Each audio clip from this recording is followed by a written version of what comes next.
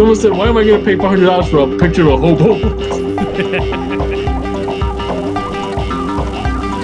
I always thought Kyle Beckerman was a good player. Fire sticking their foot in it. They said they were going to cut my food rations.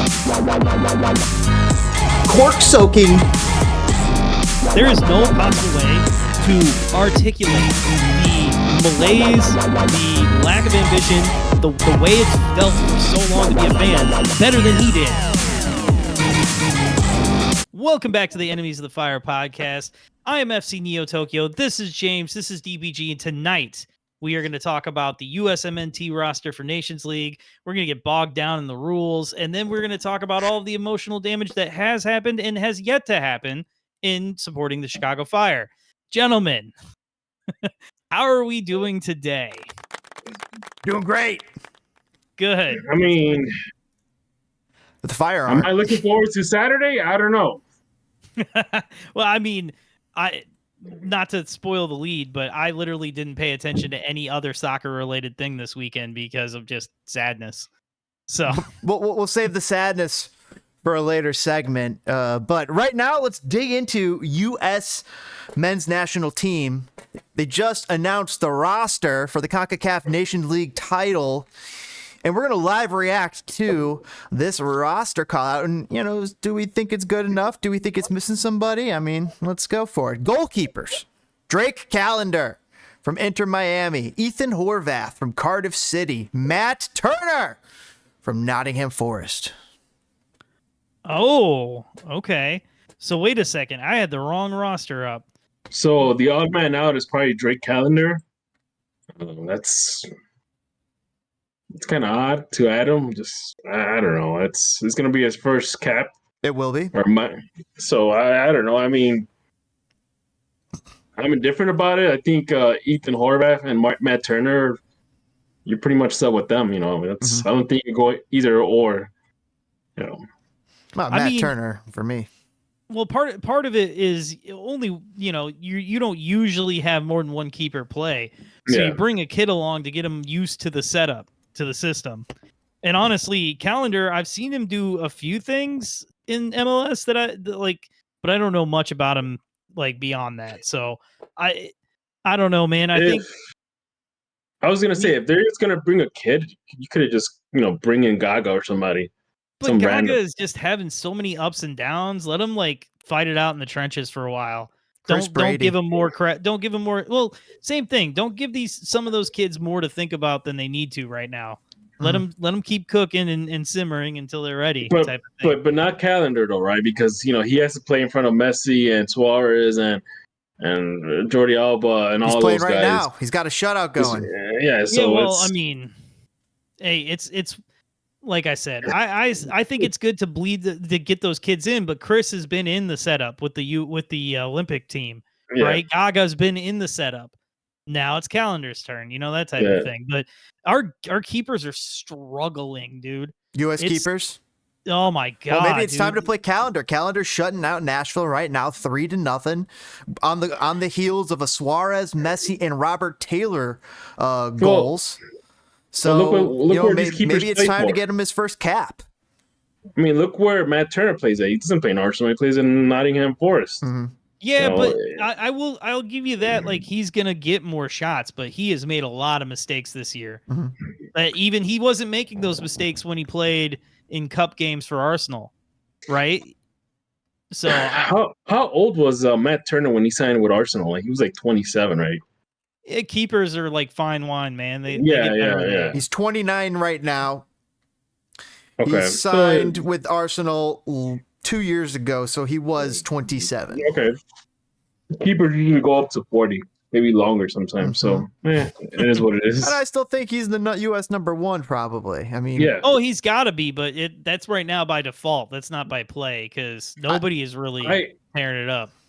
I still feel comfortable with Ethan Horvath. I mean, the guy, he came in. I don't know why he's like the most unlikable guy on the planet, apparently, because everywhere he goes, he plays well. Like I felt bad for him because I really feel like he was about to have a breakout and he got stalled when Luton didn't keep him for the Premier League season.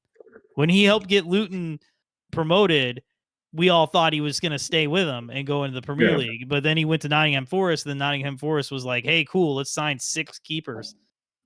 You know what I mean? Like, so now he's playing for Ethan Horvath. Now he's playing for Cardiff City. So, and I did not know that. So I have no idea how well he's been doing. It just, I haven't heard anything, which is not a good sign. All right, let's move on to the defenders. That's enough. Keepers is kind of sad. Cardiff City's out in Wales. That's so awesome. Defenders. Serginho Dest, PSV Eindhoven. Christopher Lund, Palermo. Mark McKenzie, Genk. Tim Ream, Fulham. Chris Richards, Crystal Palace. Anthony Robinson, Fulham. Miles Robinson, FC Cincinnati. Joe Scally, almost called him Scallywag. Joe He's Scally, not a pirate. Borussia Mönchengladbach, which is BVB. Mönchengladbach. Come on, let me Doug. say this. Let me add this on after that's the last one, by the way. Out of everybody here, who do you think is the liability? Man, don't even start. Tim Ream Who do right you now. think? No. Tim Ream Who do you because he's think? coming back from injury. Who do you think is the liability? Miles I Robinson. know who you're going to say, and I'm going to be so mad because he's back to good form after his injury, and he's playing well. He scored against the Fire. Miles I know Robinson. that's who you're thinking. Nope. Oh, Really? no? Who are you thinking? Serginho Dest. Oh, get out of here, get dude. out. Every good I'll team tell you has what. Was Rodman a liability? He kind of Was was. Dennis Rodman a liability? Come Didn't on, he beat man. up a reporter because he fell on him? He kicked the hell out of him. Every good team needs to have all the roles filled, and you need a Serginho Dest. No. He's one of the best players on the ball. There's a difference between tackling and there's a difference between like messing up a guy, all right, because he's pissed off, and that's what he did. He wasn't like a last offender situation. Nah, he literally went to that guy. Serginho Dest is the type of guy that plays with his ego, doesn't he? Which I love. I'm a huge Serginho Dest defender. That's the worst spot for a defender, playing with your ego, because as soon as an attacker or midfielder pisses you off, you're gonna lose it. You're gonna try to stick in that leg. You're gonna try to stick in that elbow. You know he's suspended for the cheap Jamaica shot. game, right? Huh? He's suspended for the Jamaica game because of that punt kick he did. Yeah. So Scally's going to get the start, which I'm happy about. I like Scally too. But I'm a huge fan of when we rock Dest and Robinson, man. Jedi and Dest are amazing. I like Jedi. That's where most of our attacks begin. Who's this Christopher Lund of Palermo? It's going to be his... he only has 3 caps. He's 3 caps, but he's capped, but... Well, he's playing well in Italy, and he's had a few ups and downs, but he's played really bad once he's been on the national team. Which is one of those kind of like, it could still be like jitters. He's a younger kid still, like most of our guys, but like it's just one of those things like you still have to experiment to see, has he not settled in, or is he just not good enough? Is Tim Ream, what I mean? I feel like there's some names missing here, but is Tim Ream still America's best defender? I think so, but he's just coming off injury, so I'd rather have rested him. Because I am a big believer that Chris Richards in 2 years will be by far our best defender. And I am a big Mark McKenzie fan. Really? And yeah, I hope good things for that kid. So I feel good at defense, man. I think we're Jesus, man. You think that this competes? 36 years old, man. You think that this competes with England? How old's Messi? He's Argentina's best player. Yeah, come on, man. A midfielder like Messi doesn't need to run and chase guys. Hold on. How old was Swine? Wait, who played center back for Germany in 2014? I can't remember. They had an old guy. Like, it's just, if you could still play, you can still play. Chiellini was playing last season. Man, like Tim Ream is living his best life right now, and he's playing well. You just can't argue with that. I mean, I guess, but you got that connection because he's left-footed, so he's on the left side of the defense, and then you got Jedi next to him. So look, I'm gonna put it like this. I'm gonna be biased towards his whole entire roster because of the person. because of the person who's managing it. All right. Well, yeah, but I mean, it's like he's trying to. I compare it to him trying to build a Lego without the manual. He's just throwing stuff on the table and hoping it works. You know, that's No. actually how you have to apply to be a part of the company of Lego. They throw you in and you have to build like a ball or something without a manual. You have to like they give you all the things they give you want. a ball and then you gotta like figure out how to do it. You just gotta And figure then out how to make it happen. and So then that's they- actually a real a thing. picture of a ball. Okay, but here's the thing. We know There's that people that are good at that. Berhalter- That's the thing. Berhalter's not, is what you're saying. Yeah, it's I wasn't a big fan of him being re-signed. I was not a huge fan of him to begin with, but I didn't think, hate him. yeah, It was I time didn't- for finding Jesse I Marsh. hate it. It was time for Jesse Yeah, Marsh and yeah. new Yeah. ideas. You kind of need someone that has that European experience. Yeah. And of course, Jesse Marsh has that. Well, But I it's mean, just- hold on. Greg Berhalter has European experience. Playing experience. No, he coached over in Norway, right? I think one stint and that was it. Like Exactly. he was trash. Well, exactly. That doesn't mean anything. That if should you be got experience. that should be a red flag right there, man. Like It you can't wasn't. even, but Greg then you got a guy- Berhalter confirmed, but- undateable. yeah, but but then you got a guy like Jesse Marsh, who has had success. You know, he's led teams in the Champions League. You know, so he knows what to expect from European players. I think Greg Berhalter just throws a guy in the defense and says, "You know what? Good luck. You know, you're gonna need it. Hopefully, all your playing experience will help you out." That's it. You know, I just- don't know. I I, just- think I we're just stacked feel- at defense. I mean, I'm happy to see Miles Robinson back. I think here's he's playing well. my gripe with the U.S. men's national team or any team in the CONCACAF is that, yeah, you could beat up each other and you could win games, you could beat Mexico or whatever, but the moment you go face off against European competition, you just fucking crumble, man. Like, that's it. We got 4 minutes to get through midfielders and forwards. Go, Oh, let's go. God. Tyler We're Adams. Boo. Yeah, that's a given. Let's just go. We could go He's- boo or yay. Tyler I'm saying Adams. boo I say boo. He's not even playing. He's still hurt. Oh, Tyler Adams, What are we Bournemouth. doing? We're getting boos. Because Greg is gonna fucking play him over Johnny. Johnny Anyway, I'm- Cardosa, Real Betis. Yay. I think it's time to let him have a Yeah. shot at that 6. Johnny or that Cardoso. role. Luca De La Torre. Luca? Celta Yeah, Vigo. why not? Christian Pulisic, Yeah. bodyguard. I'm okay with it. Yeah, he's Weston good. McKinney. That's a given, man. Juventus. The heart and soul of the Juventus. team, bro. Yeah. Juventus. It's Weston McKinney is the engine, man, that Yeah. makes this thing go. Absolutely. Yeah. Also, number, Awesome. number 6, Yunus Musa, AC Milan. Another one. Are you guys worried about the lack of playing time he's getting? He looks good when he plays, and he's behind some good players, but it's like he's not playing a lot. That's not a good sign. Probably Yeah. needs to find a better situation. Gio Reyna might have found, it's a little above his level at AC Milan. Boy. Gio Reyna, Nottingham Forest. Also, I thought having problems. He's not hurt. Why? No, he's not hurt. He's just not getting played, dude. He's played like 14 minutes of soccer. Like what? I mean, what do you guys think? Was that the right move to bring him in, or would you have rather like him try and keep fighting at Nottingham, or did they tell him like you're not in? Guys, You're not getting in. Again, Greg look Berhalter- look who's brought him in. After everything that was said, after everything that happened, this shows some sort of, all right, we're trying to have a little growth here. And it's even if he's not playing, it's a chance to see how he behaves with the team, how he behaves with the coaches, how he behaves with Greg. It's a trial. Think of it as a trial.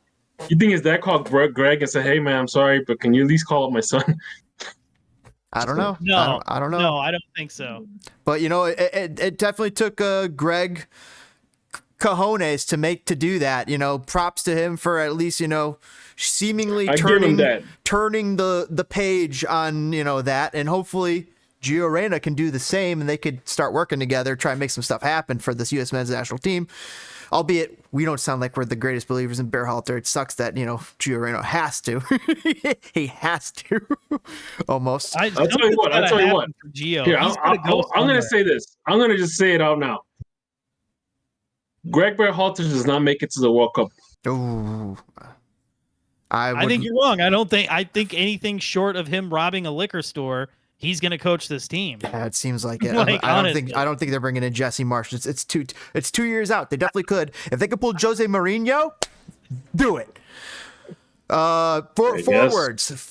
And by the way, Liverpool coach Klopp is off the table. He just resigned for another 2 seasons, even though he's talking about retiring. He just resigned. I thought he was coming to Chicago. Oh, that'd been awesome. But no, give me Jose out in U.S. men's national team headquarters and just looking at who's the player, looking at Jordan Morris and saying, man. And he's looking at him like he looked at that Man United player.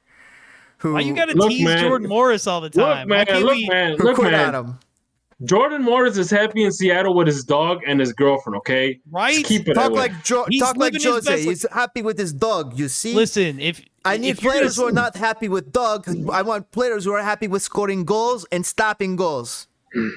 You guys got to be nicer to Jordan Morris when Sash. Oh, man, really? I'm not going to be nicer, man. Guys, we've hit the 15-minute mark and we still haven't even touched forwards. Do we just finish this out? All right, let's finish it out. Forwards, Florin Balogun from Monaco. Yay. Not having a great season. We'll see what happens. Toke's favorite, He's Malik not the Tillman. PSV Eindhoven. Malik. He's kind of he's steady. He's just, I don't know, man. I don't watch a lot of Netherlands. I guess I should shut 8 up. caps, not a single goal for the U.S. men's national team. Florin Balogun, 8 caps, 3 goals. Ricardo Pepi, PSV Eindhoven, 22 caps, 10 goals for the U.S. men's national team.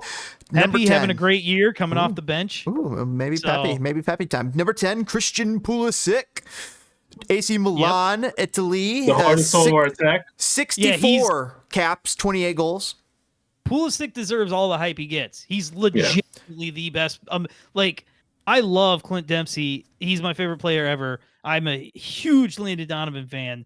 Already Christian Pulisic, if he were to if he were to have both legs amputated, he would still be already the best American player.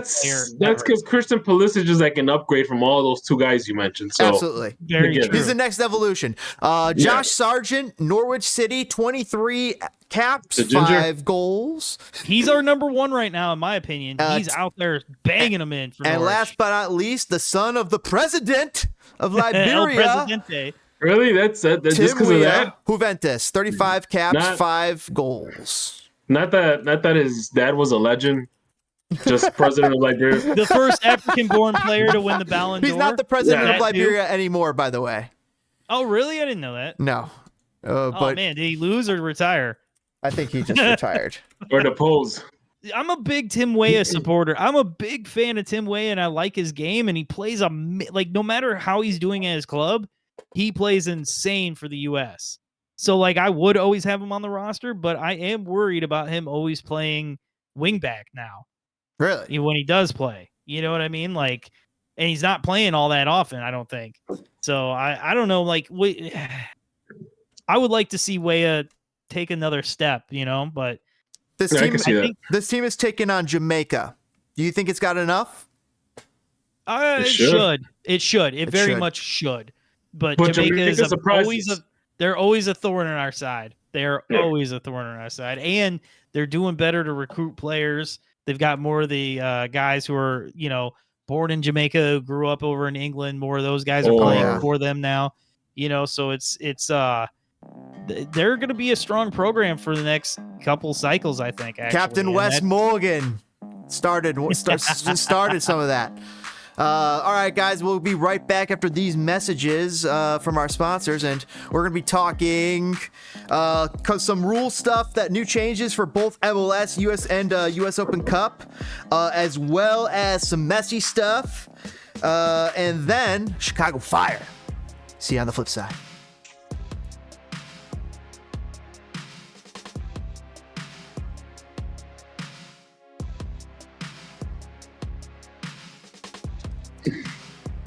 Salutations, fellow enemies of the fire. We are back and talking about everyone's favorite subject, rules. James, what do we want to hit first? U.S. Open Cup. What else? Yeah, we'll start with the U.S. Open Cup. So U.S. Open Cup changed some rules. We all know it's been a big debate over the beginning of the season. Can Shaqiri play for Fire too? I mean, if he's averaging under 15 minutes a game for some reason, if Frank sits him, starts not playing him, maybe gives him 5 minutes a game. I think it was up to like this game. I think it was the first 3 games of the season they're taking into account. Actually, his contract actually will make him ineligible, though. However, Mueller. Right. Chris Mueller could play. Chris Mueller might be able to play, but a player must not make a salary above the MLS First Team League maximum salary budget charge. That's unadjusted for allocation money, by the way. Designated player status or any other roster mechanism. So it's hyper specific. You can loan down players from your MLS team to your reserve team for a 90-day loan. It's a stipulated 90-day loan. However, there is no stipulations against recalling that loan early. It's just there's other stipulations like player must not be averaging more than 50 minutes per game. Let's see. And there's no more than 7 players on loan from an MLS first team to an MLS Next Pro team can even be included in the match day 18. There is a roster extension for up to 30 players, so the team could register a whole bunch of players and then kind of load them down, but it's going to be players that are not starting, players that aren't really even getting, mega sub minutes, because once you get over that 15 minute per minute average mark, you're out of the pool. So wait, can I tell you something? My eyes rolled into the back of my head during all of that. Yep. What does that mean for us, for the Chicago Fire? Are we able to? Do we have every MLS team? It's like you're sending your we're sending the guy we just loaned to Lugano. Oh, yeah, that's a candidate. Yeah, that's a candidate. That's a candidate. Yeah, but he just got loaned to Lugano, so he's no longer. You can't. It's not like you can send like Kuipers and Shaqiri and Guti DP, all and DP. all. You can't send all those guys. You can't send any. Kutsias is going. Kutsias might be if he's under it says roster mechanism. Oh, does that mean a U22 development spot too? Does that include that? Which also was another rule change. I'll briefly mention that. But MLS did something good, and they declamped a very clamping rule. They decoupled the U22 rule that was somehow tied into the senior DP rule. Well, you could have a U22 DP, and it would hit your roster cap differently. So I think they eliminated the U22 DP to give you more incentive, like more TAM level kind of U22 players, I think. So this is what it says per The Athletic by Tom Bogart. Currently, for an MLS club to use all 3 U22 initiative slots, they cannot have 3, count them, 3, not 5, 3 senior over max budget DPs. In that instance, clubs can only use 1 U22 initiative slot. Under the expected change, clubs will have access to all 3, count them, 3, not 5, 3 U22 initiative slots, no matter how they strategize their DP spots. So basically, you could have 3 DP spots, like Inter Miami and has, 3 U22 DP spots. Well, in theory, you could have 3 U22 level players that are under 22, and have 3 designated players at 22 years of age. But that's a lot of salary maneuvering and that's a lot of kids too. GAM and all that. And so this is look, you know what? So basically MLS simplified things. You get your 3 DPs, you get your 3 U22 DPs, and that's it. Mm-hmm. You don't have to negotiate, and you don't have to jump through hoops anymore to make it happen. You don't have to crack up the calculator. You do. And another thing that's mentioned here is that senior DPs, by the way, if anybody was wondering from the earlier part what the maximum senior budget charge is for a first salary first team player, it's $683,000 and $750. So about 600. If any MLS player makes that much before any tam money, funny money gets involved, they are ineligible. But if you make less than 680 and you're not a starter and not getting starting minutes, or what if you're coming back from injury, a long-term injury, you haven't been playing MLS minutes, maybe they loan you to the reserve club for X amount of days. The 90 days, it must be stipulated. However, it doesn't say you have to last all 90 days. You can cancel the loan at any point. Well, do we loan Omsberg back? Since he played there most of last season? Anybody who's not getting time in MLS, anybody who's not getting time and is not under 15 minutes and is under that budget hit, 683, should be in consideration, right? Let me just add that, for people who are listening, don't get your hopes high. We're not going to make a run for it with the Fire 2 team, unfortunately. I don't, especially when you got good. I mean, not to be a dick. Okay. I just don't have the time to support them. Yeah, I mean, they're okay in their reserve league, but when you have 8 MLS teams fielding full rosters, it hurts that we're not in it, and it hurts that they didn't even give us a choice if we wanted to go in it. No, I mean we this is tread ground, but like, dude, I want to be in the U.S. Open Cup, man. I will tell you the eligible Chicago Fire players. I have their annual salary. Supposedly, this is the best I got from Statista, but Arnaud Souquet is eligible. Is he gone? He's not gone yet. He's somewhere. I mean, they got him locked in the basement, but Souquet's eligible. Chris Mueller is eligible per his salary. Told you. But per his salary, but I don't know how much he's played. He hasn't played. He hasn't played. He's barely played. He barely played last game. Yeah. It says Usman Doumbia, but he's no longer with the team. Federico Navarro, Georgios Koutsias, but I think he's under a mechanism. So if any of these players are under one of those mechanisms, they're going to be ineligible. Yeah. Oh my God! Someone save him! Someone lift it off him! No, I'm sorry. I'll show myself out. Fabian Herbers is definitely not getting sent. Nah. Fabian Herbers is playing lights out for Chicago Fire. Guys, save it for the Fire segment. Wait for it. I'm just telling you, wait for it. Miguel Navarro, no, he's gone. Mauricio Pineda. I mean, if he wants to play for Fire too, I'm okay with that. Selassie's eligible, but won't be because of minutes. Brian Guti eligible by salary, but won't be. Craig Brady also eligible by salary, but won't be by minutes. Omsberg, Jonathan Dean, and a couple of the other Dean hasn't really played. I mean, we could send Dean and Omsberg and Souquet and see what's up. You can show up the defense, but I don't know. Yeah, so what about that Muniz or Monez kid? Oh, I mean, any one of those younger players. Let him go?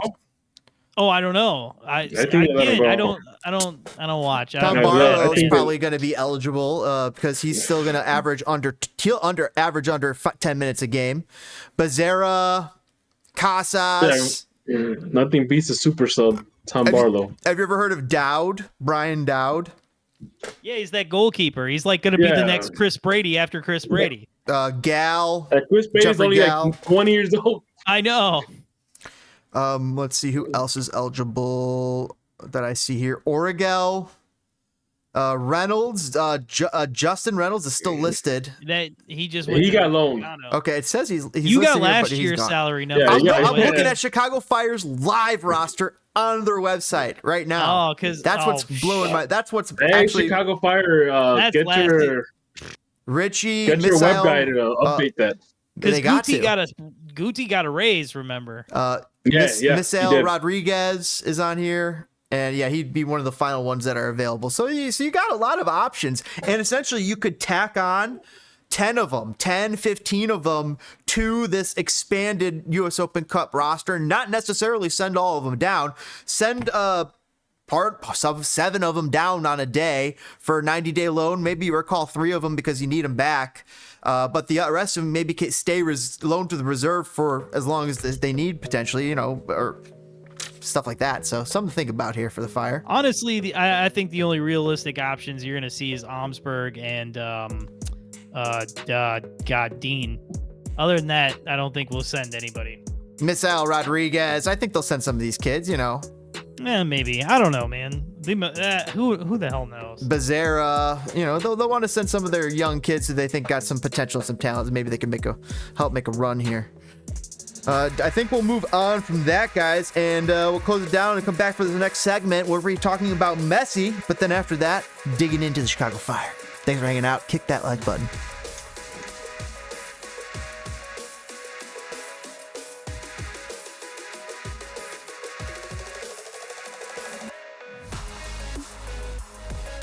Fellow enemies of the fire, breaking news. James has the obvious and mandatory Messi news for the week.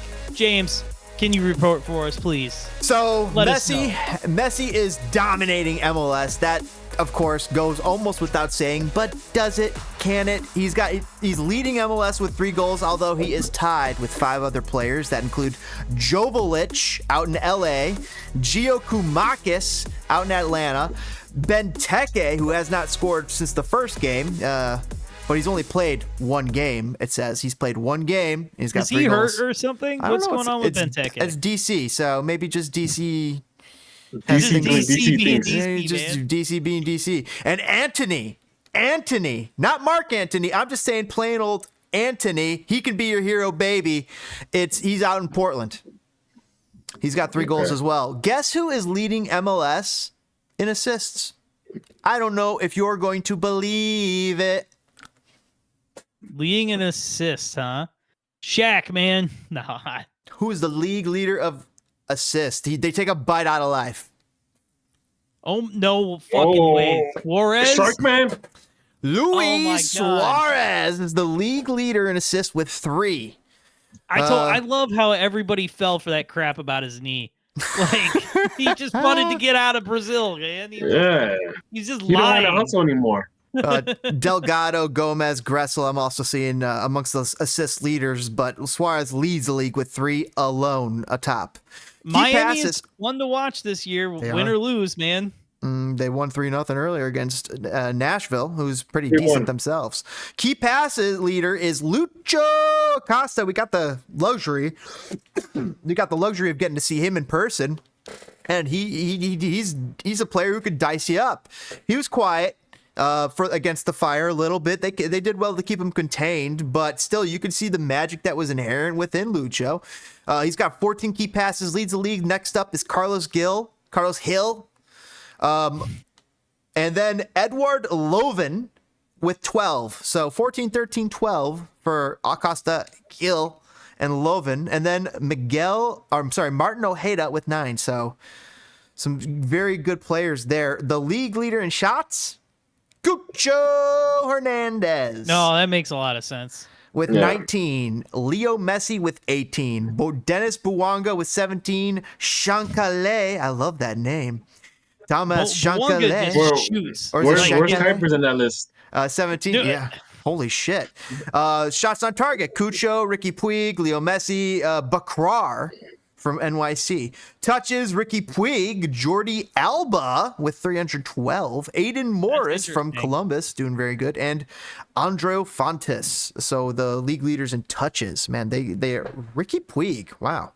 Yeah, I kind of forgot about him, but he just silently is having like a great career over in LA. And they keep building crappy teams around him. So that's the real quick roundup of MLS stats, which are, which was interesting. But here's what I wanted to talk about with Messi. Messi, of course, dominant. We all know it. We've been, some of us have been enjoying it, enjoying the ride. Some of us don't like fun. Right. But what's nuts is here are the numbers from Messi's last game. And I'm not talking to this one that was the played Montreal today. game, right? But this is the game they played against. It was the last week's game against Nashville in the same tournament. So okay. So this week was the second leg where they won 3-0. Last week they won like 2 to something. 2 to 2 or something, tied or 1, I don't know. But either way, the numbers were about 250K total. Messi is not bringing in the numbers here on cable TV. This was shown on FS2, which is in 52 million homes. and TUDN, which is in a lot less, but it hit 137,000 on FS2, it hit 101,000 on TUDN. These are numbers for a Messi game. I wonder what is going on with Apple numbers. I'm wondering if they see a boost for Messi games, and I'm wondering if they're seeing drop-offs for other MLS teams. It has me a little nervous about the future of MLS. James, because don't be so reactionary, bro. I'm just concerned because, with Messi, I think we were kind of all expecting a bit of a bump. And the bump happened, but it was more like it's like you come to a speed bump rather than a hill. And we all thought it'd be a hill. Like soccer would start elevating in America. And it kind of just went up. It's like, oh, Messi's here. That's nice. Pat on the head. Here's the thing. You're getting your bumps at the stadium. Mm-hmm. Right? That's where you get your numbers. I mean, Chicago Fire had the biggest MLS. They're one of their biggest openings since 1997-98. So you're right. Maybe MLS clubs are seeing a bit of that attendance boost in addition. But will it last? Do you think it's going to stay? And what needs to be done to make the impact of Messi be as long-standing and as important to the history of MLS as David Beckham was? If you want the truth, in my opinion, I honestly think that you're looking at the wrong numbers. In my opinion, two things.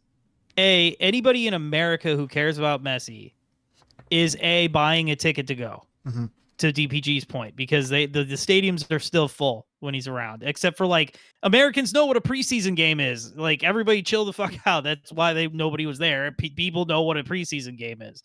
So also, who watches baseball in April? Right? So it's still early in the season. There's no drama yet. There's nothing at stake yet. And then on top of that, if you live in America, you're either going to see him or you've already bought Apple. And I know that the Apple numbers aren't the greatest, but I think what we're missing is MLS is the first league to do an all streaming thing. And it doesn't matter if it works or not.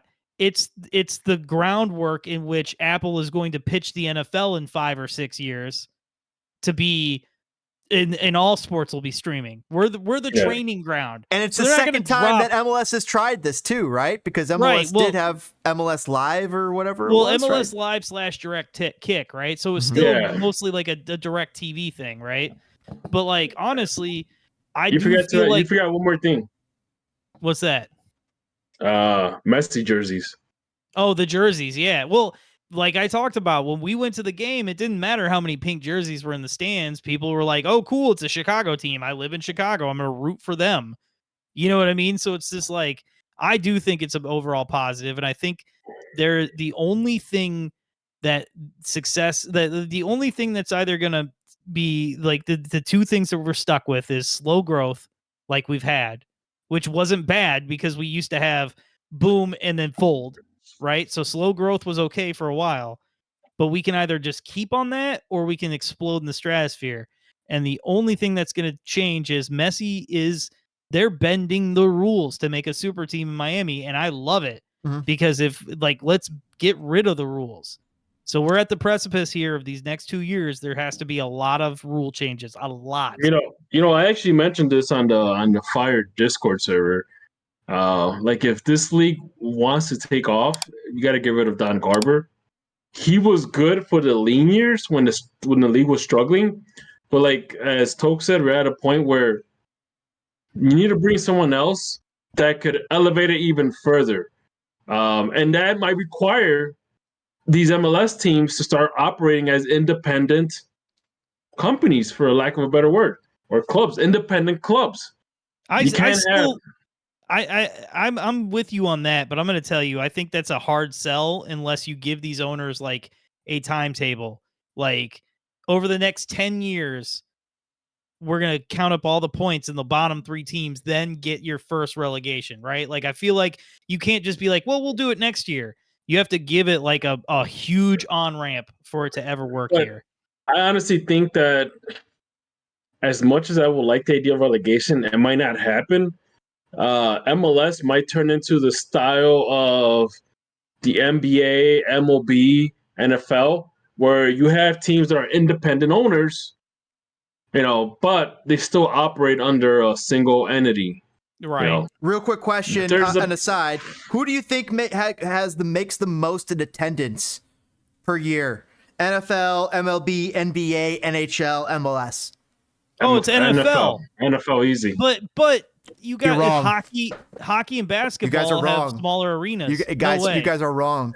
It's actually MLB by a country friggin' mile. It would blow your it's because they have so many games. Yeah, that's why. Yeah, they almost like 40. They skew the numbers. Yeah, so it actually skews the numbers. So when I knew it was almost like a trap question because NFL is like definitely number one, but as far as tickets per game.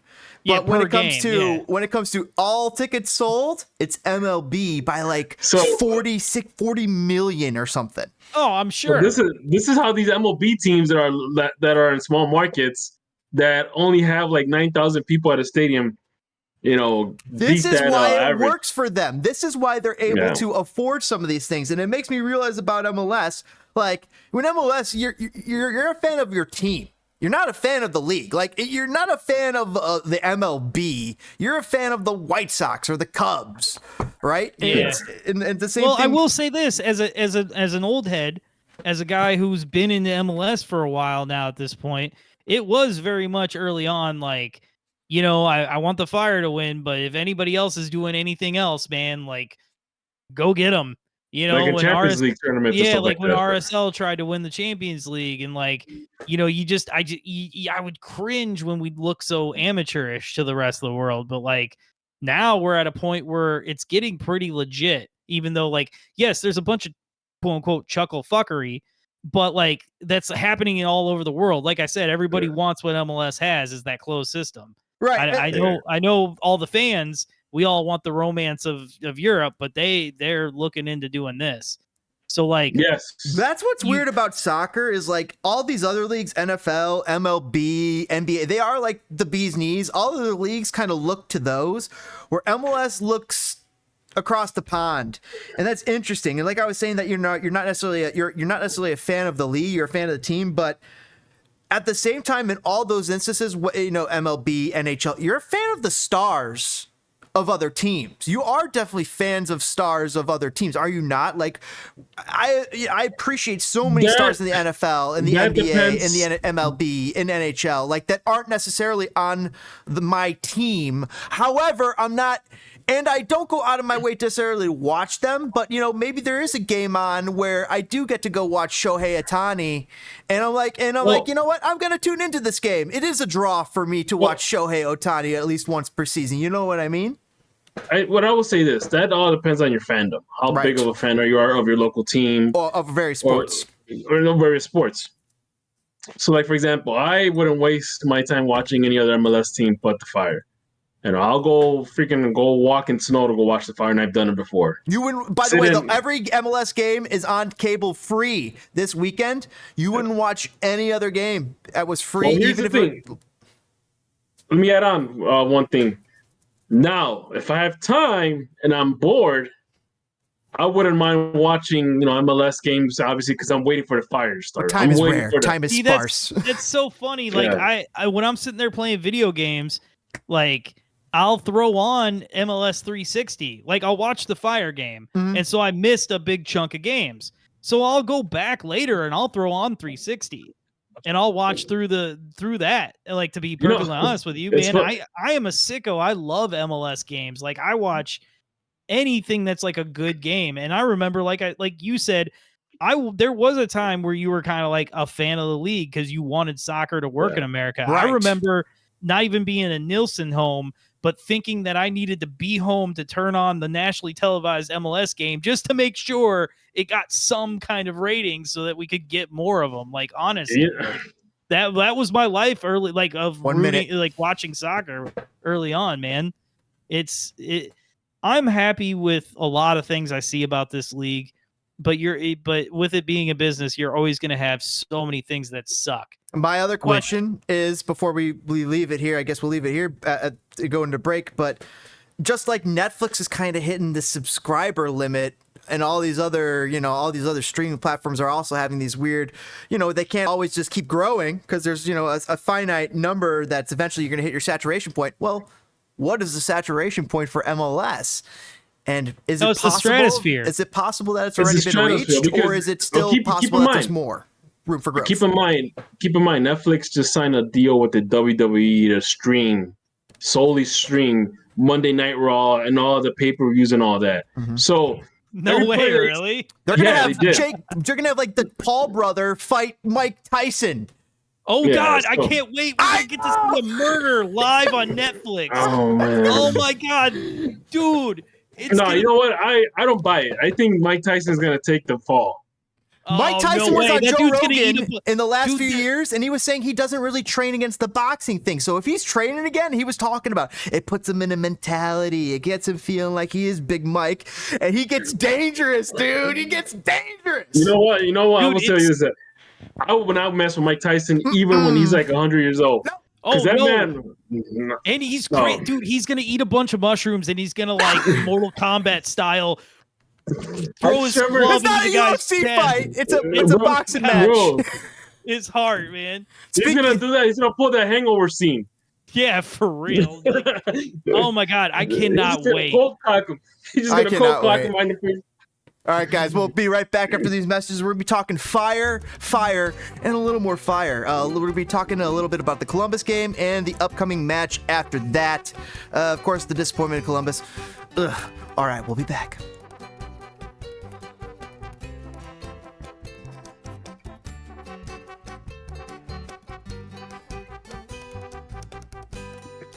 Welcome back to the Enemies of the Fire podcast.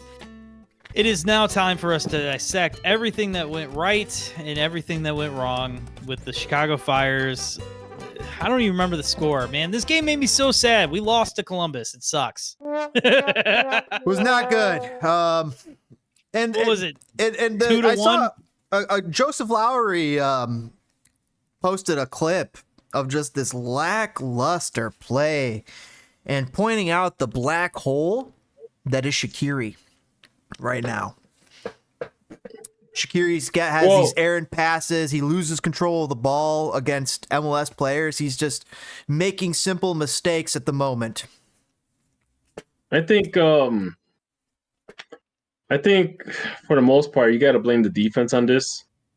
I mean, obviously you don't blame the whole team. Oh no, wait, that was the game before. So the first goal, Solquist got caught ball washing. Oh man, I don't know about that, though, dude. I'm pretty sure that was at the guy. I'm pretty sure that was Herber's dude. Nah, man, Solquist is like staring at the guy. You're giving him space. He's getting to the byline. He's getting to the box, and you're just staring at him. You're not even approaching him. You're not you're tracking him. Great, that's a start. But you give him so much space, the guy's gonna take his shot. I actually thought Solquist played pretty well. Honestly, my greatest hits of players I can't stand. I feel like Tom Barlow played well. I feel like Gaston played well when he came on. Honestly, I feel like the biggest problem and the reason we lost the game and the guy who had the absolute worst game and a bad game was Chris Mueller. So never say his name right. So my thing is like there were times where the Fire was dominating, where they were attacking, they were applying that pressure. Oh, that first 10 minutes. They couldn't score. They couldn't put the ball in the back of the net. And this is what brings my point back to look who's managing the team. You could tell this team does not have a game plan set. Like, they attack the first 10 minutes, and then afterwards they're all over the place the rest of the game. Well, I think to circle back to James's point about Shaqiri, I think the plan was to just go, just balls to the wall in that first, 10, 20 minutes and try and steal a goal and change the complexion of the game. And I feel like Shaq was playing really well at a point. And then I think he just got frustrated. I think he's already in that mode where when one thing goes wrong, he's just like, yeah, I mean, these guys suck. You know what I mean? He's the turning it captain. off. Is that going to make a difference? Because at the end of the season, he's probably gone anyways. Well, we'll get to that. But James, how did you feel about this game? Did you even watch the game? I caught half of it, but I watched so lacking. When I checked in, it was just so hard. I tried watching. It was just, I think I got sucked into playing Risk on my phone or something, like Risk Global Advanced Warfare, whatever it is. You know that game. Yeah. But like the game was boring. Joseph Lowry was saying like just the play was so lacking, not just effort from Shaqiri, but from everybody. It was a counterattack. And like you see nobody running with ferocity, nobody moving. It's like, what were the Chicago Fire doing? Why was the attack so devoid of energy? Well, do you know who covered the most ground of any Fire player? Was it Shaqiri? No, it was Kuipers. That's a bad sign. That's him trying to force anything to happen. Yes. And he had a shot that's like was such a hard shot. Nobody had any right to make it, and it hit the post. Like I think. Go ahead. This is the sad thing is that I'm guessing Kuipers is so used to having good service, or was used to having good service in Belgium, that you come to the MLS, and this Fire team has never been known to provide good service. And that's where we're stuck at, because you see a lot of crosses, but nothing happens. You see a lot of passes in the box, but nothing happens. Nobody decides to shoot. People are indecisive. There's no game plan on how to proceed. The defense is out of sorts. I mean, this defense. I don't think so. I don't really think so. I think this defense has regressed. I think Aragoni is the truth. I think Aragoni's the truth too. Aragoni is probably the bright side. I think Guster. If you put Gutman in for Guster, Gaspar, thank you, Gaspar, the friendly soccer ghost. Yeah, exactly. So if you switch out that, the team looks a lot different. Well, I mean, honestly, also, at what point do you switch out Chicos? Well, you have to now. You have to. He's not a start. It's a rotation. It's a platoon, man. Guess who was the worst rated defender last game? Chihos? 6.6. Aragoni with a 6.8 and a yellow card. Salkist with a 6.7. Gaspar with a 6.9. Our best player, either Chris Brady or Fabian Herbers. Well, I mean, honestly, Herbers is having a crazy season. Herbers is having that season when you're a championship team and like he's coming in and doing all this for your team, but he can't be your best player. And he can't. He won't be by the end of the season, but still, like, there is a shadow of a really good team here. I mean, Acosta looks great out there. Yes, he does. There's a shadow of a really good team. And if you think about this logically, Mueller isn't good enough, and Guti should be the center mid. Is Shaqiri good enough? When Shaq leaves next season, you got Guti in the center. You can get a DP winger. You could get a second DP winger because we still have a DP spot open. And this team looks way different. I think, unfortunately, we got so excited about anything positive that we forgot that, like, oh, yeah, it actually takes a minute to build a good team. Well, you know I want to say that maybe we should get a legit true number 10. I mean, dude, just switch Guti and Shaq. Let Shaq play out. Because Guti is inconsistent and he's still young, and I wouldn't bet my entire attacking midfielder center on him yet.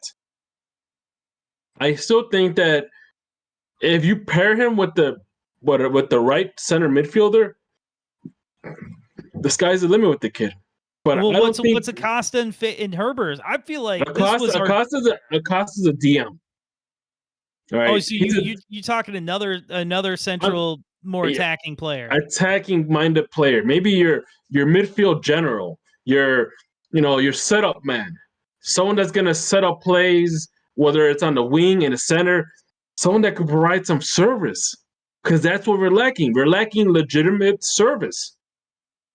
We can't expect Kuipers. This is why Kuiper was running so much, because he's trying to find that service. He's trying to make his own magic. He's trying to do. That's the problem. Like, Kuipers is trying to do anything he possibly can. He's trying hard. And it's not that he's bad. It's just that nobody is giving him the pass. Nobody is setting him up. It's always cross the ball, nothing happens. Oh crap, we're in the middle of we're getting counterattack. Well, Frank's doing him no favors, guys. It's just we're not doing these tactics are doing him no favors, and on top of that, some of these subs are doing no favors. Tom Barlow, I've seen enough. I've seen what a waste of a roster space. What a waste of money. Why is this guy even here? Why? I don't know. Why are you not using Kutsias? Like, literally, he is there, and it's just fucking up Kutsias' development. It goes back to the same thing we've been complaining about this whole entire time. You got Heights as a GM. You got Klopas as a coach. Those two guys can't even run a freaking lemonade stand together. They couldn't run a Ben and Jerry's. No, dysfunctional teams do dysfunctional things. Listen, I mentioned this before. I do feel like we threw enough money at the problem that our offseason looked good, and that's still not Heights' success. So, like, when we can move on from him and we can move on from Klopas next season, we have the shadow of a really good team. I think we'll either just get in the playoffs or just miss it this season. Okay. And we have a shadow of a good team. So if we replace Shaq with another big splash of cash, we could and we move a few more dead weight, Gaston, see you later. Enjoy South America, then we should be a good team by next season. Chicago Fire fans were conned, guys. We were absolutely conned at the beginning of the season. We came at the season when these signings were made. We're like, oh, maybe there is hope. Maybe Georg Heights does know what he's doing. Maybe he has earned that contract extension. We were saying these things literally at the beginning of the season, and now all of a sudden we are here 3 games in. And we're like, what the fuck is this? This is the same fucking piece of shit that we saw last year with the same interim coach. Well, listen, with a team that is not interim level in talent. No, yeah, with some sprinkles on it now. Our talent is better, and I was never fooled to think that Heights did a good job. I just thought we got some good players. Skeptical. And I'll tell you this: I was never a fan of Klopas coming back. I was not a fan of Klopas the first time he coached this stupid team. The fact of the matter is, we've seen enough Klopas. We've seen enough Klopas. These players I want to see more of. Holy shit, you're right. We're 3 games in, and I asked you guys the last 2 podcasts, when are we going to see enough of Klopas? We're 3 games in. Well, not only that, it's just that you take his first thing with the Fire 10 years ago. You add in all those interim parts of the season for the past couple of years.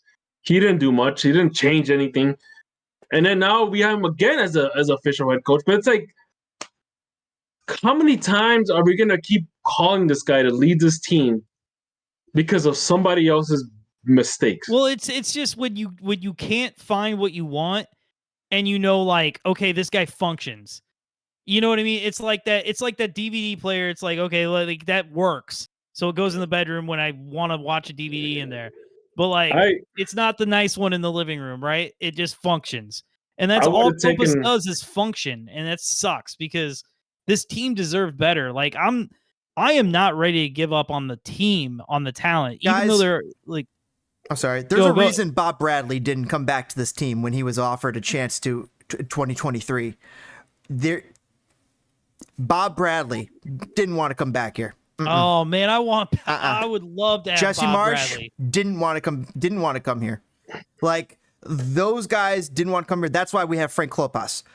If we can't get Bob Bradley, who was shit out of Toronto, great coach, and I would love to have him here, and I think he'd be doing fine here.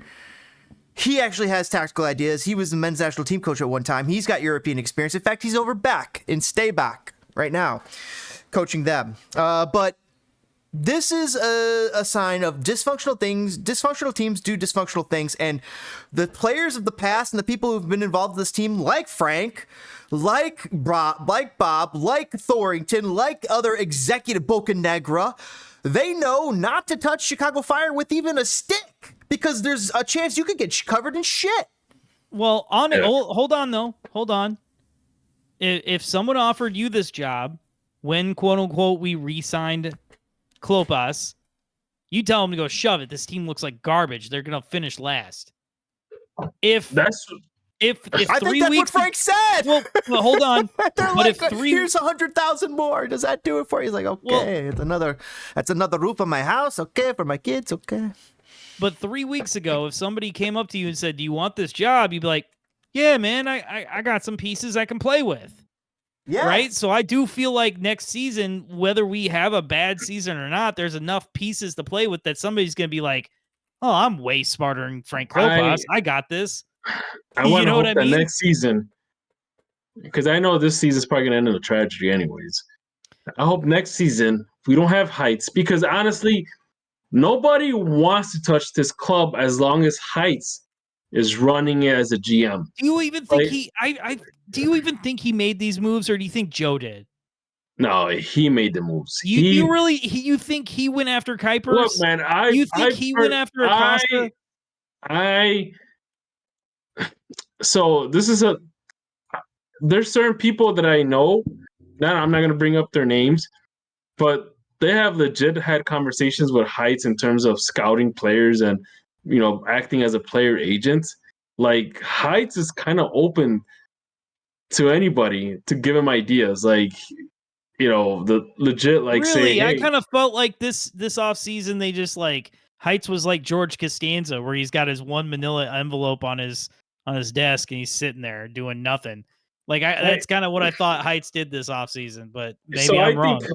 I think Heights probably took some coaches' advice, some scouts' advice, and said, "Hey, you should really sign this guy," or maybe some agent, maybe Kuiper's agent was like, "Hey, we're looking for a move to the MLS, or can you offer more money, whatever." But you need someone.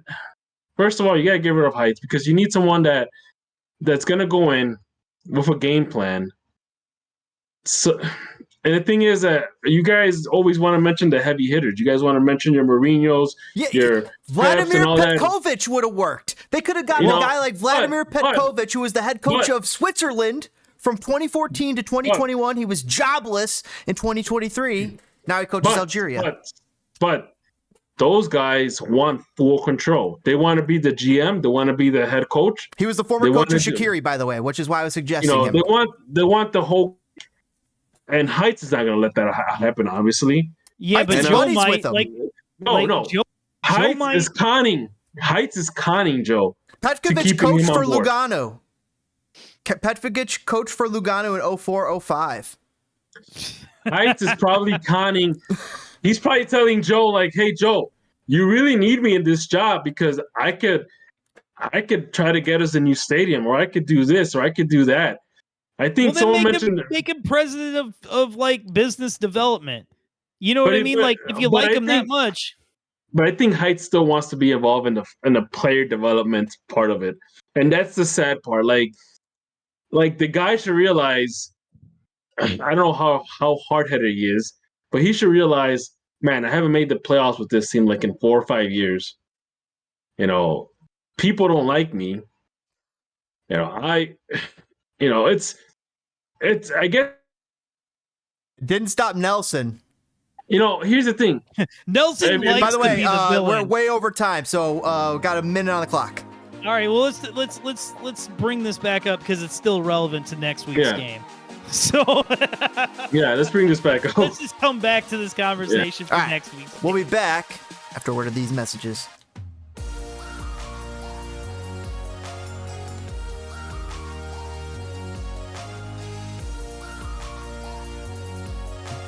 Welcome back, fellow enemies of the fire, and we are, I think we said enough about the Columbus game. It made us sad. Now let's look forward to something else that may make us sad. The game against Montreal. Is Montreal good? What do you think? Montreal, Saturday, March 16th, 1 p.m. What's their record? I gotta look this up. They beat Messi. They're up. They won. Yeah, they're in second place, right? 2 more wins than the Fire. Yeah. 6 more points. You know what's the sad part? Or the scary part? Is that they've been doing it playing away. Ooh.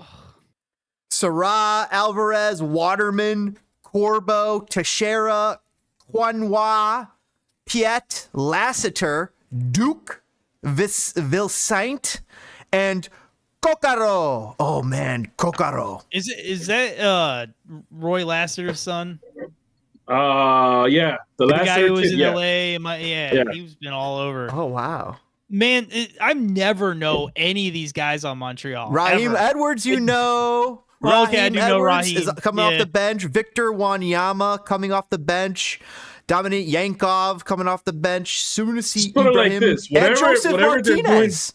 Joseph whatever they're Martinez doing is coming off the working. bench. Oh God, he'll start against the Fire. Yeah. That's because God. Oh man, so I guess they're good, man. I'm kind of nervous about this game, but it's in Chicago. It's a day game. They beat Dallas 2-1 in their opening match. They tied 0-0 with Orlando at Orlando. They beat Dallas 2-1 at Dallas. They beat Miami at Miami, and now they're gonna go for a trifecta and try to beat us in Chicago. What do you guys think about the lineup? I kind of want to see the same thing as last week. I feel like that's our best lineup. Herbers and Costa in the center, Shaq in front of them, Guti and Ale Selassie, Kuipers, and I mean, what else? I mean, I guess you take Chios out for Pineda, right? Have I Pineda thought and Cincinnati Salquist next to each other. I thought the lineup we put out against Cincinnati was our best lineup. It got Gaspar off the field. That was horrible. It got Herbers. No, it didn't work. It didn't work. I agree. What was it? The 3 in the back. Everything about it didn't work. But to me, that was like our best 11 that he could put forward. Well, this team, Klopas has us dropping back too far. Like, we're not a pressing team, but god damn it, we have 10 guys in the box as soon as they get control of the ball in their own half. This team doesn't know how to play offense. Kuipers isn't getting service. Because you have Klopas running the team. That's it, bro. Exactly. The guy can't play offense. He can't change this team the way it is. They are good defensively because they've had to be. They have to be. But here's the thing. Defense by chaos. And this is what I always say. If Klopas were to get fired Saturday night, I'm kind of curious to see because chances are Nagamura is going to take over. Yeah, he's already here. I'm kind of curious to see what he'll do. Klopas would literally have to commandeer a nuclear weapon and hold Manhattan hostage to lose this job. We've seen enough of Klopas, though, and Heights has got to be feeling similar. What's Heights got to lose? He's on a 1 year on a team that he's been terrible on, and he knows he's just going to get promoted his way out of this position if he screws up this year. And why even fire Klopas? You're right. And how do we let Heights get another pick of the apple when all of his picks have been losers? I mean, that's why I feel like this offseason he didn't have a lot of free. I don't know. I don't know if this was all Heights' work, and that means I think it is Heights' work because obviously I don't think Joe is going to play Football Manager. Nobody wants to work with Heights. Joe's got 4 saves. He's like, this one's the best one. Go get Acosta. And here's the thing. Here's another thing. How patient is Acosta going to be staying on this team, without success? One more season, I think, because like I said, this is a shadow of a good team. He's a good team player. You're like 2 or 3 little moves away from being a pretty good team. Yeah, but I don't know about that. I don't know about that, Toke. This team is so far behind the rest of MLS. It's kind of scary. If Klopas is still coaching this team, you could put in 5 Messis in that team, and nothing will happen. Guys, I just read you the bench of of Montreal, who we don't have a freaking clue who the rest of these guys are, but their bench we know, and that alone is ridiculous. Like, Chicago Fire is not good enough to compete in MLS when Fabian Herbers is our best player week to week. He has been the last 3 games. I mean, Acosta's coming on too, and Brady. Brady's been playing kind of crazy. Brady's been pretty darn good, to be honest. He has to be. Yeah, so he's on his toes all the time. Chicos is too slow. I have a few hypotheticals for you guys, real quick. I want to know your guys' temperature on a few things. Okay. How many more games before you start freaking out about Kuiper scoring? 2 or 3. 2 or 3. I'll give him the benefit I'm right there with you. There's a caveat. It's not him. It doesn't feel. It's not him. He's not even getting shots to make service to make shots. There's a difference. Got better service. There's a difference between, like, if this was Casper and he would just kind of like stand around, but Kuiper's is covering ground because he wants to make magic happen. That's a caveat. Now, nothing is gonna happen if Klopas is still running this team. I'm gonna tell you that right now. Well, hold on. So we're all good with a couple more games of, like, not even caring if he scores yet or not. We think he's still going to be fine. How long before it starts to get to him, you think? Oh, it's already gotten to him. That's why you see this behavior. This guy is willing to run to the ends of the earth to do what it takes to score a motherfucking goal. Like, I've never seen in a Chicago Fire striker in the last 5 years since Nikolic. Like, this guy is willing. Nikolic ran, guys. He ran. That's why he was offsides all the time. But also the league leader of goals. Like, you got to run to make goals, and this guy is doing everything he can to get open. Offside. Yeah, sure. He's trying to get open. He's doing, but he's not getting any of this. I mean, I said it. Prisha has had better chances from this team, and I don't get it. If Kuiper's had Chibilko's service, he'd have 3 goals by now. Yes, honestly, like 100%. Which is nuts. This doesn't make sense. So hold on now. We know where you guys stand with Kuipers. Where do you guys stand on Klopas? Like, like, I don't think he'll be fired this season. He's got to be fired He's next week. Fired. If they lose this next game, he's got to go. They got to put Nagamura in next game. You don't think they're going to drag it out till the end of that home stretch in May, just to give him as much? They could give him to the end. They might give him till April, but even that's too long. That's too long. That's way too long. Well, of course we know what he is. Guys, we know what he is. How MLS knows what he is. How does Georg Heitz not know what he is when he hired him, knowing what he is? An I was interim told coach. constantly that.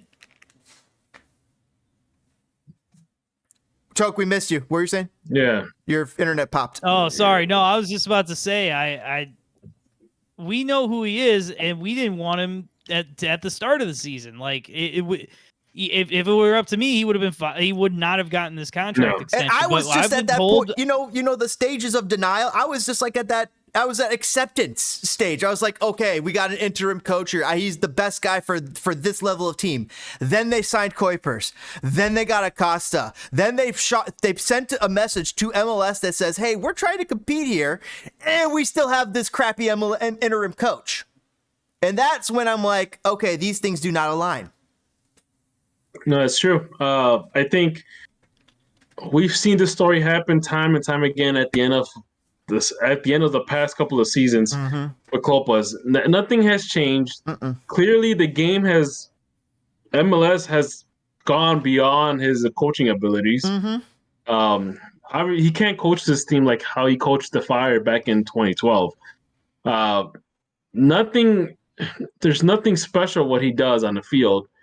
What special does he do? He does defense, but they haven't.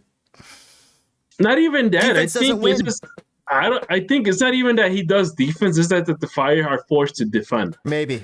And they're put in a situation where they're forced to defend and they have to show up. But other than that, Klopas, you can tell the way this team plays. There's no game plan. There's nothing set in stone. A lot of times it's mostly individual work. It's not a build up. It's not a guy that's in charge of making plays. No, it's just A lot of it's individual work, and I don't think as long as Klopas is on this team managing it, we're not gonna be successful. That's it. Like we're He not gonna doesn't be. put people in positions to succeed. He just does not. It's Regardless, crazy.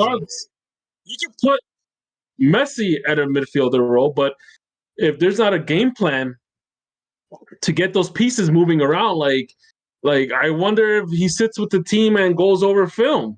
Well, that's the difference of course between he a does, Tata but- Martino and a Frank Klopas. Tata's got tactics.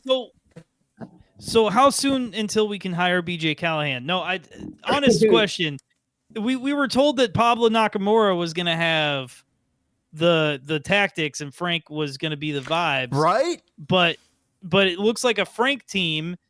And is that just Frank being like big dick in him or what? Like, is that the problem? Is Frank's like being like, nah, we're doing what I'm doing, dog? Well, let's talk there. In theory, if Nagamura's creating the tactics and Frank is implementing, and they both need to go. It's putting Nagamura as a head coach. I think Nakamura is the same thing as Tom Barlow. I think Nakamura was hired to be the next coach if everybody told him to go pound sand again next season. And I think Tom Barlow was signed because we didn't have our DP striker yet. And we needed somebody. We needed somebody, but it was like we needed to sign somebody because if we don't sign anyone and we don't get a DP until summer, we're gonna look so bad we can't even sell tickets. Right. So let's hope that Jim Curran gets fired in the middle of the season because Philadelphia's not doing that great right now. And a 6-0 loss. Let's root for despair in Chester, please. Yeah. So my thing is I don't think nothing's gonna change because of course, guess who's gonna be in charge of hiring a new coach? The dysfunctional GM. Really, I mean, dude, how could Joe give him a 1-year contract and let him hire another coach? How do you not circumvent that guy? My thing is, I think either Heights is conning Joe, or Joe is legit like oblivious to what's going on. How is Joe looking at the product on the field and saying, "Yeah, that's progress. This is a 3 or 4 or 5 year project, and that is progress I am seeing from day 1 to day 1,500 is what we're at, guys." Maybe Joe doesn't give a crap about this team. Like legit, he'll show up for I doubt that. You're not spending money on Kuipers. He'll show up for appearances. He'll do his little PR thing. He'll throw money at the product. That way nobody accuses him of being cheap. But that probably ends right there. That's it. No, if you don't care about this team and you're going to spend money, though, you do like the Shaqiri thing. You get the biggest name you possibly can, and who cares what happens. But they signed Kuipers. But is that Joe or is that Heights? But guess what? It is Joe because Joe picked Heights. Shaqiri is all over Joe Mansueto's hands. For all we know, Heights probably hyped up Kuipers to Joe. Like, hey, this guy is like Cristiano Ronaldo in Belgium. Let's sign him. You got to sign him. He's going to score 40 goals in Chicago. Come on, Joe. You got to sign him. Joe has not figured out this con Russell's man yet. Bruiser, bro. And Joe hasn't figured out the con. Joe hasn't figured out the con. I don't know.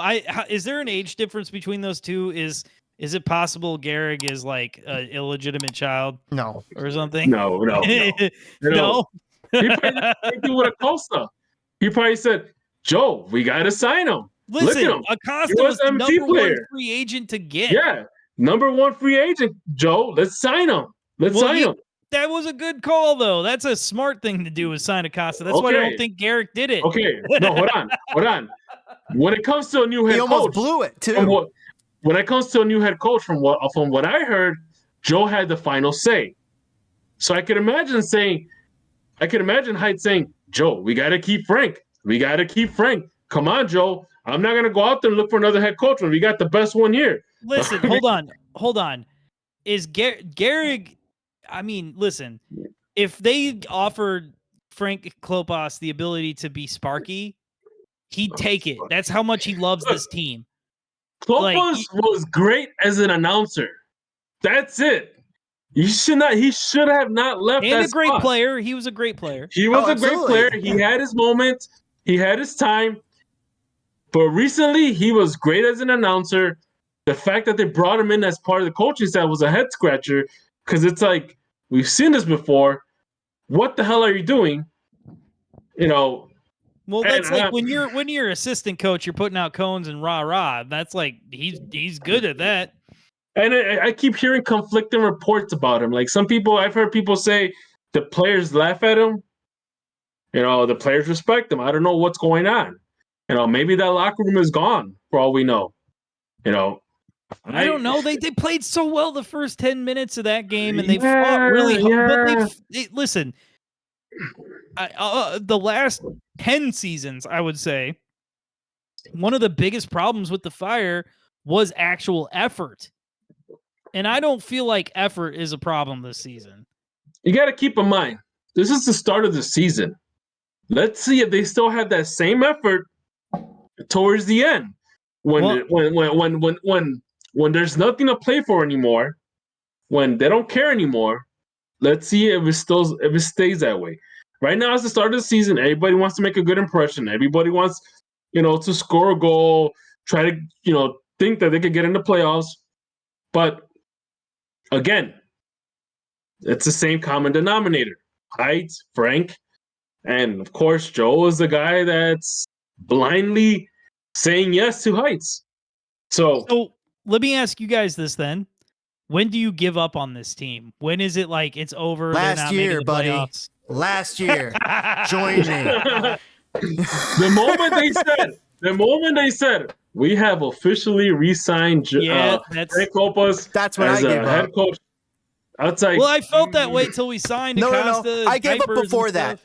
I gave up before they resigned Frank Klopas because they retained Georg Heights. That's why I gave up, by the way, last season. But I'll tell you this in a legitimate answer is we have like 5 home games in May. If we get out of May and we're in bad shape, we're screwed. It's over. You can't wait till May because we spend all summer on the road and then Leagues Cup and then garbage. By the way, we're at 17 minutes. We got maybe a couple minutes left here, but if you're gonna get results out of this club, you got to pull the plug on this tub now because the tub is full of bloody fucking water. We need to get new water in. They're not gonna, though. It's gross. It's disgusting. The water is gross and it's getting gummed up with fucking hemoglobin and all whatever the fuck else is in blood. But it's just gross. So get new blood in there and figure it out. The blame in all this, and this goes beyond Frank and Heights. The blame in all this is Joe. Yes, without a doubt. Joe has let this mockery, let this travesty, this disaster to continue. This clown show. Hold on. Clown show after clown show. Nelson Rodriguez after Georg Heights. This is why. Well, you're not wrong. Listen, Nelson Rodriguez, the Baba Yaga of American soccer. I still will take this.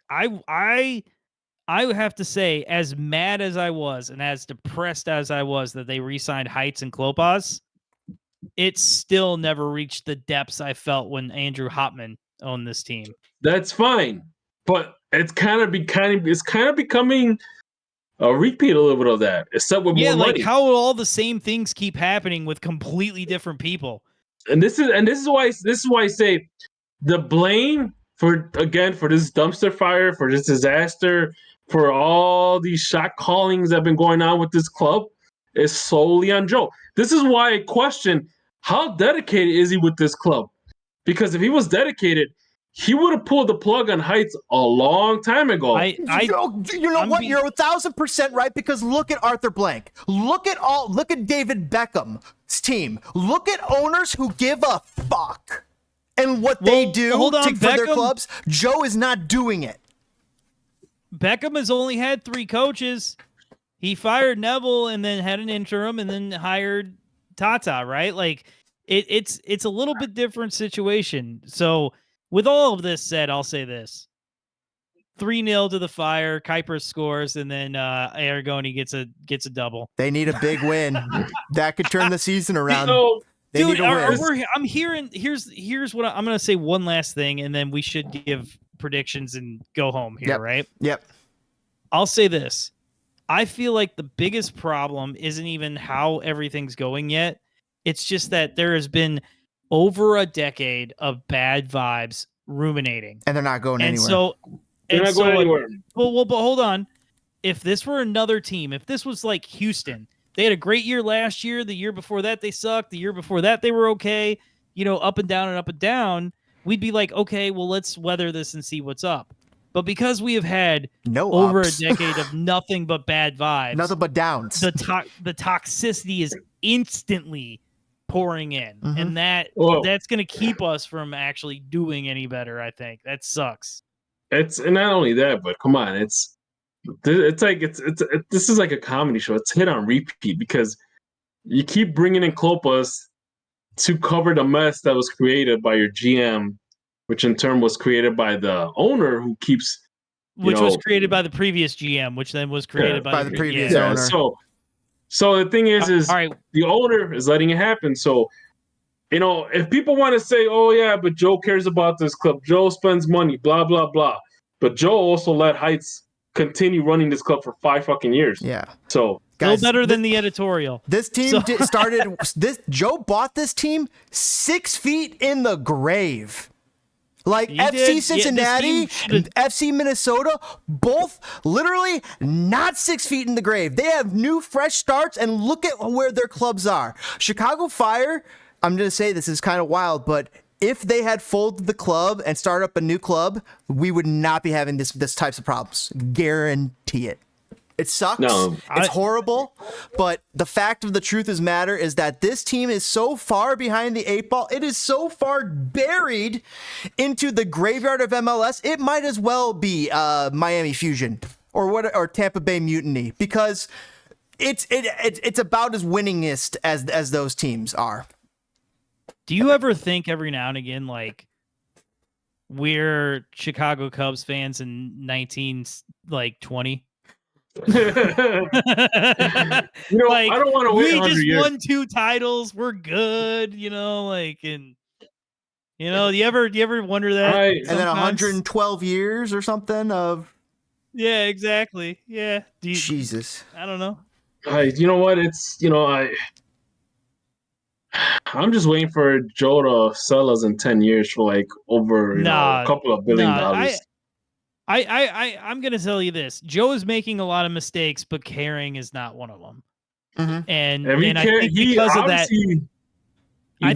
of that, he can shovel enough money on that Fire until eventually something works. But he doesn't care enough. He cares, but he doesn't care enough. He doesn't care enough. You want to see a guy who cares? Look at Jerry Jones down in Dallas. That guy freaking cares. We don't have an owner like Jerry Jones. I know Jerry Jones is off his rocker and fucking nuts and has his fingerprints all over the team to the point where it's kind of disgusting and it doesn't work. But that's an owner who fucking cares, and his teams tend to be at the top rather than the bottom more often than not. They just don't win the Super Bowl lately. Wait, I don't think Skeletor's team has won a playoff game in the last 20 years. They haven't. They've been struggling, and they got to figure out Dak Prescott's contract too. They're in trouble. So yeah, again, people could go hype up Joe and kiss his ass because Joe probably invites you over to his clubhouse or whatever, or you're the preferred for stock tips. Supporter group or whatever. Wait, you guys haven't gone and like smoked a J with Joe and hung out at the crib yet? No, we didn't get to see that was a season ticket holder perk. We didn't get to see the red jersey, whatever they were doing, showing the red jersey to a certain group of people before anybody else. No, we didn't get to see any of that. So my thing is, people could go ahead and kiss his ass and say, Joe spends money. Joe got us out of Bridgeview. Joe is getting us a new training. That's fine.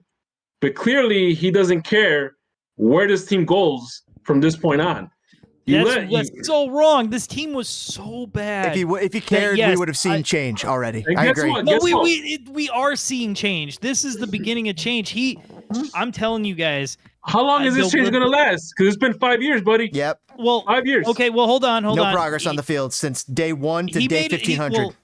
You guys forget that Nelson Rodriguez made sure that every contract imaginable ended the minute that Joe bought the team, which means he literally had to scramble to even have enough players to field a team, let alone if any of them were any good. Okay, that's fine. So then, like, you lose that's 3 fine. years right there. Wow, on and a then he pile kept of that garbage. dude. Nelson scammed Joe. Nelson did that, put Joe in a hard place. 100%. And then guess what? Joe's like, oh, I guess I need to keep this guy for a year to figure this bullshit out. Then I'll bring in my guy. And that's what ended up happening.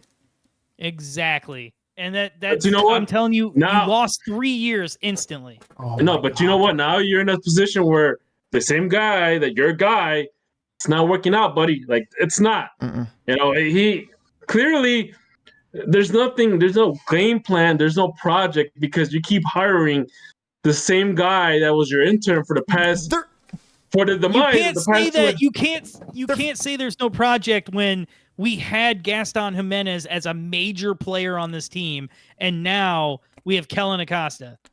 You can't say that when we're saying they're flying by the seat of their pants. And when you're flying by the seat of your pants, you'll take anything that lands in front of you, be it a Kuipers. A blind squirrel finds a nut every once in a while. So let me put it to you in this way. All right, guys, we're almost at 30 minutes. By the way, that's fine. If I were to put on a table a bunch of computer parts, expensive computer parts, would you be able to build it without any help? Absolutely not.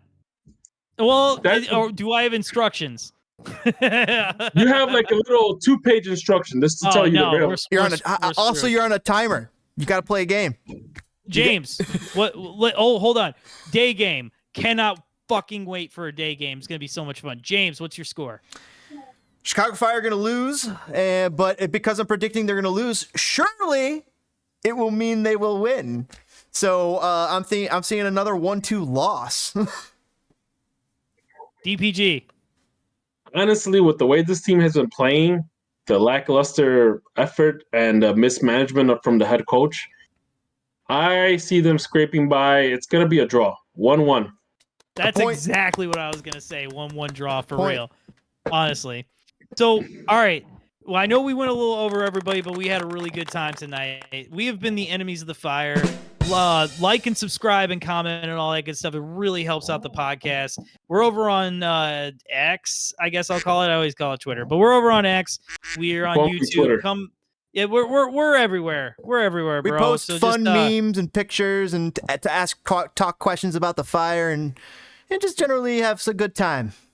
We try to have a little bit of fun. Yeah, next time I see Joe, I'm telling him, hey, look, Joe, we suck. All right, guys. See you guys next time. Make sure you kick that like button. Share with fire friends. It's a double entendre. Fire friends. What? Your fire. It means your fire friends are both your friends that support the fire and your friends that are great. You know, your great friends that are they're fire. Okay. Oh. So share with your fire friends. It's a double play. That's my play. Everybody. Good night, everybody.